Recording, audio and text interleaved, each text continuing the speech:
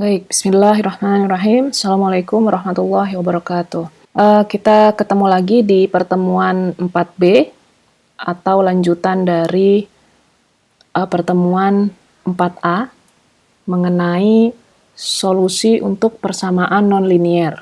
Nah, jadi di pertemuan 4B ini kita akan mulai membahas mengenai ragam metode yang bisa digunakan. Salah satunya adalah metode bracketing. Salah satu ragam metode bracketing adalah metode belah dua. Ya, di sini kita akan bicara 3 poin, yaitu ilustrasi metode belah dua itu seperti apa, kemudian algoritmanya, dan contoh sederhananya. Metode belah dua ini bisa juga disebut bisection ya, atau biseksi. Itu adalah salah satu metode yang paling sederhana untuk menentukan akar suatu persamaan. Jadi, metode ini biasanya akrab sama para saintis digunakan karena dia sifatnya lebih sederhana saja. Kemudian untuk menjalankan metode ini, kita harus definisikan dulu interval. Ya, karena ciri khas metode bracketing itu interval ya, yang diketahui mengandung akar dari suatu fungsi. Nah, metode ini secara sistematik memperpendek interval pada setiap iterasinya. Jadi, begitu ditentukan intervalnya, pada setiap iterasi itu intervalnya terus diperpendek sampai dia menemukan akar yang diinginkan, gitu. Nah, metode belah dua terkait erat sama teorema titik tengah ya, atau teorema nilai tengah, yang bunyinya kalau fx itu suatu fungsi yang terdefinisi di suatu interval, ya, interval a sampai b, ya. Kemudian dia juga kontinu, ya, dia kontinu, serta FA dan FB itu berlainan tanda. Jadi FA ini kan positif nilainya nih. Kemudian FB ini negatif, itu dikatakan berlainan tanda. Ya, maka fungsi tersebut bisa dipastikan memiliki paling sedikit satu pembuat nol. Ya, ini pembuat nolnya di interval A sampai B. Oke, jadi diingat berlainan tanda itu maksudnya satu positif, satu negatif. Oke. Nah, contohnya seperti apa? Saya berikan beberapa contoh ya. Ya, jika FA dan FB bertanda sama, coba lihat ini. Ini kan FA-nya nih. Ini titik A, kemudian ini FA-nya di sini, nilainya positif. Ini B, ini FB-nya, nilainya juga positif. Ya, fungsi tersebut memiliki akar yang berjumlah genap, gitu. 1, 2, 3, 4. Atau mungkin tidak punya akar sama sekali. Ya, jadi kemungkinannya kalau FA dan FB itu tandanya sama-sama positif, atau mungkin sama-sama negatif di bawah, maka dia biasanya memiliki akar yang genap, ya, bisa 4, bisa 6, bisa 2, gitu. Atau mungkin tidak punya akar sama sekali. Kemudian kasus yang kedua, metode belah dua itu tidak dapat digunakan dalam kasus yang seperti ini. Ya, yang dia memang tidak punya akar di intervalnya gitu. Dia tidak menyentuh dan tidak melewati sumbu X. Kemudian contoh yang ketiga, jika FA dan FB berbeda tanda, maka fungsi ini memiliki paling sedikit satu akar. Jika FA dan FB berbeda tanda, maka fungsi ini memiliki paling sedikit satu akar.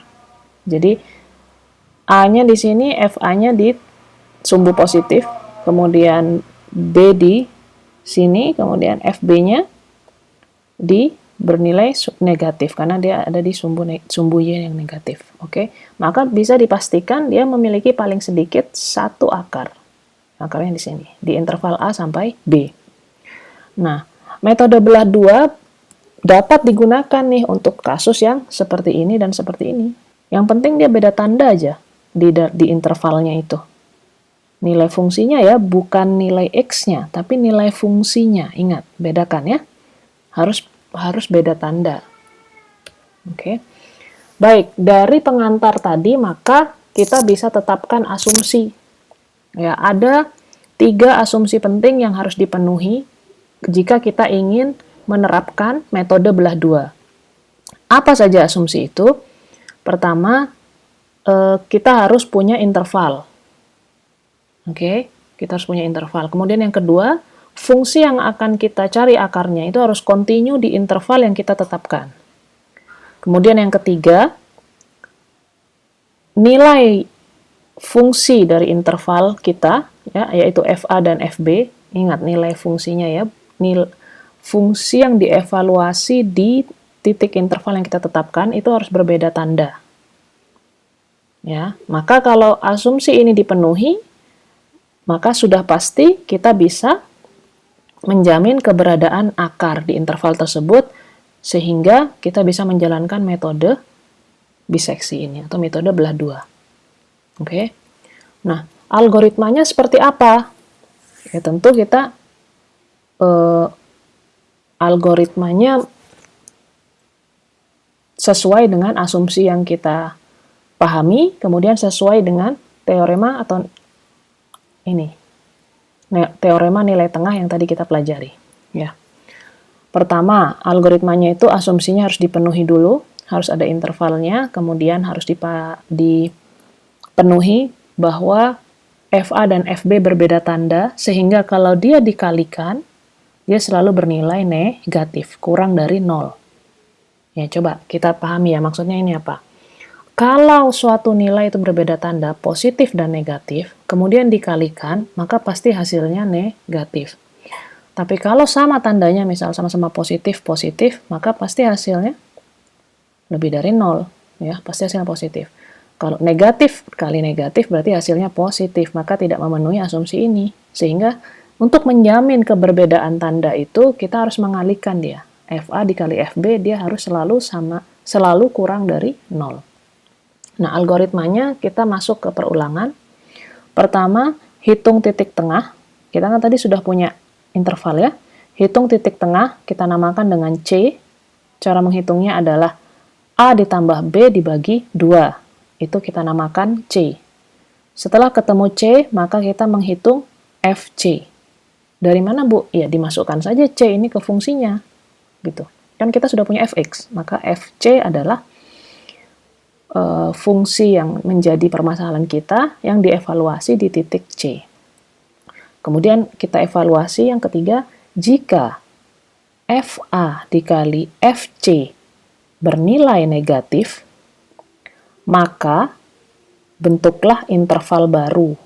Siapa interval barunya? Yaitu A sampai C.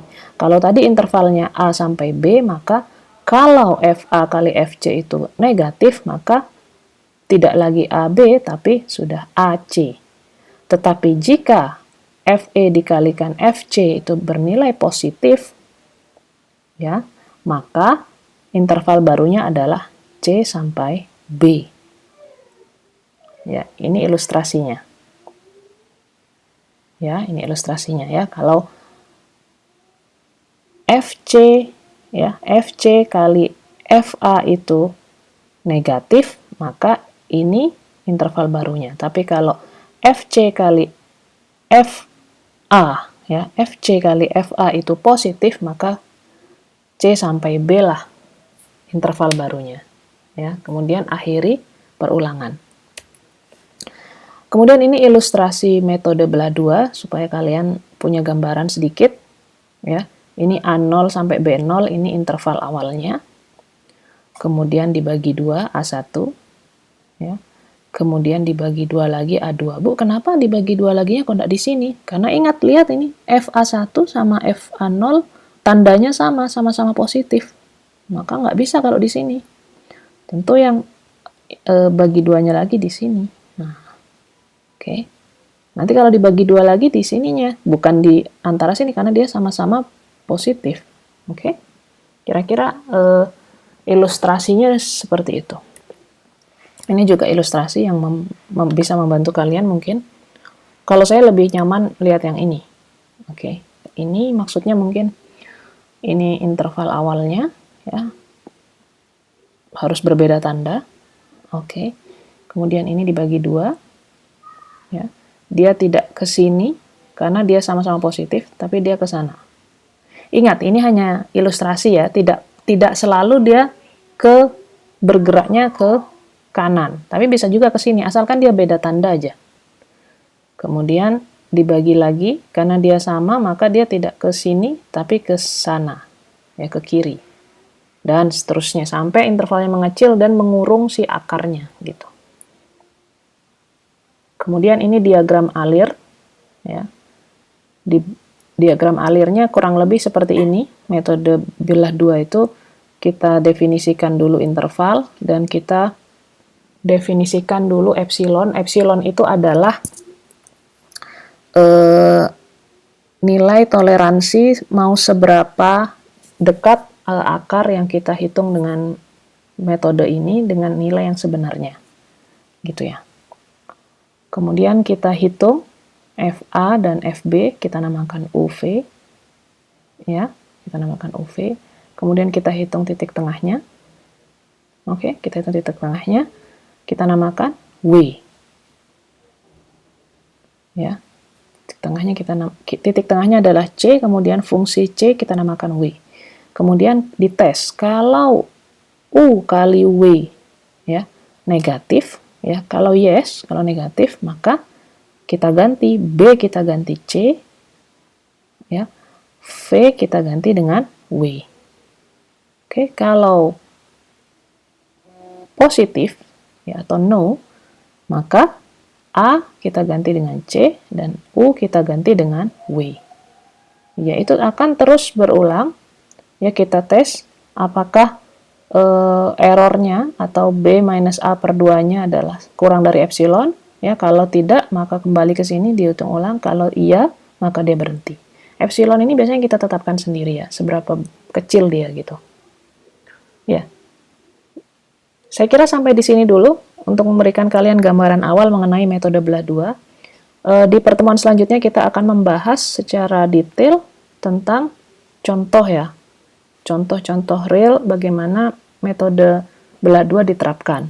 Kurang lebih, kalau ini contoh sederhana, saya berikan sedikit saja dulu. Misalkan kita punya fungsi ini, x pangkat 3 dikurangi 3x plus 1 di interval 0 sampai 2. Ya. Kita mau kerjakan dia, kita coba ya. Nah, tapi kita cek dulu, fx continue. Oke, benar continue. Kemudian f0 dikalikan f2.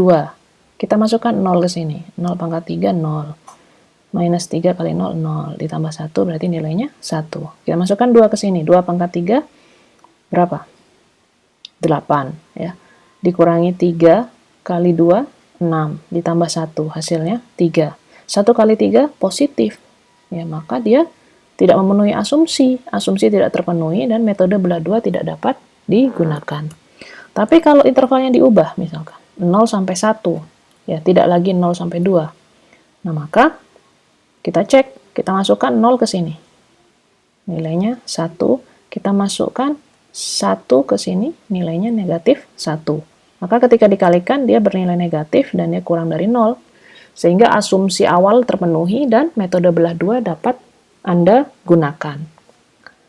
Ya, ini hanya sekilas saja dulu. Semoga bisa memberikan gambaran sehingga minggu depan kita bisa melangkah ke contoh yang perhitungannya, ya bagaimana menghitung loopingnya dan mengenalkan kalian pada bahasa pemrograman, bisa MATLAB, bisa Python untuk menerapkan metode belah dua ini. Demikian, terima kasih. Semoga bermanfaat. Assalamualaikum warahmatullahi wabarakatuh.